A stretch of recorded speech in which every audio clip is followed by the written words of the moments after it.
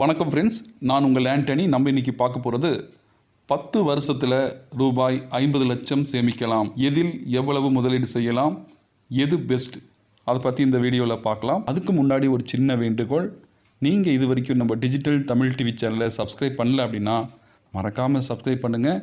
இது போன்ற புத்தம்புது செய்திகள் தெரிந்து கொள்ள கீழே உள்ள பெல் பட்டனையும் கிளிக் பண்ணுங்கள். இன்னும் 10 ஆண்டுகளில் 50 லட்சம் கார்பஸ் தொகையானது வேண்டும். மாதம் எவ்வளவு முதலீடு செய்யலாம், எதில் முதலீடு செய்யலாம்? இன்று 10 லட்சம் தேவைப்படும் கல்வி செலவு, திருமண செலவு இன்னும் 10 ஆண்டுகள் கழித்து இன்னும் அதிகரிக்கலாம். ஆக உங்களது வருமானம் அதிகரிக்க உங்களுடைய முதலீட்டையும் அதிகரிக்க வேண்டும்.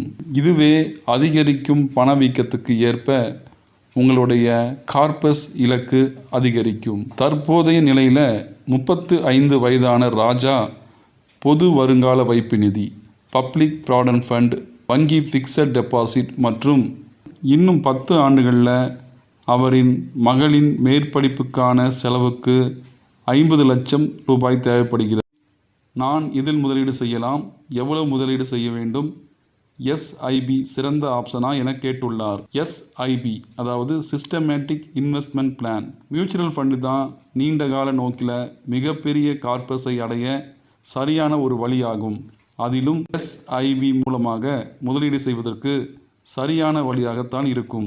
எனவே நீங்கள் எஸ்ஐபி முதலீடு செய்ய நினைப்பது சரியான ஒரு விஷயம்தான். இது 10 ஆண்டுகளில் உங்களுடைய கார்பஸை அடைய சரியான ஒரு வழியாக இருக்கும். கார்பஸ் இலக்கு, பொதுவாக மிகப்பெரிய கார்பஸ் இலக்குகளை அடைய மியூச்சுவல் ஃபண்டுகள் தான் சிறந்த வழி.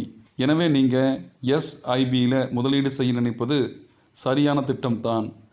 ஆக வருடத்திற்கு 12% வருமானம் என எடுத்துக்கொண்டாலும் உங்களுக்கு தேவைப்படுகின்றது. அப்படி பார்க்கும்போது நீங்கள் மாதம் 4500 ரூபாய் முதலீடு செய்ய வேண்டியிருக்கும். எவ்வளவு உங்களுக்கு வருமானம் கிடைக்கும்? அப்படி 10 வருடங்களுக்கு மாதம் 4500 ரூபாய் முதலீடு செஞ்சால் நீங்கள் மொத்தம் 10,45,526 லட்சம் கார்பஸாக பெறுவீர்கள். நீங்கள் 5,40,000 ரூபாய் முதலீடு செய்திருப்பீர்கள். உங்களுடைய வருமானம் 5,05,526 ரூபாயாக இருக்கும். ஆக மொத்தம் 10,45,526 உங்களது கார்பஸாக இருக்கும். என்னென்ன ஃபண்டு நம்ம வாங்கலாம்? Large cap, mid cap, flexi cap fund, mid cap fund உள்ளிட்ட ஃபண்டுகளை கருத்தில் கொள்ளலாம். குறிப்பாக கல்விக்காக எனும்போது Tata young citizen fund, SBI Magnum children's benefit fund, HDFC children's gift fund, Axis children's gift fund போன்றவற்றை பற்றி நீங்கள் யோசிக்கலாம். இவற்றோடு நிரந்தர வருமானம் தரும் போஸ்ட் ஆஃபீஸ் திட்டங்களை பற்றியும் நீங்கள் யோசிக்கலாம்.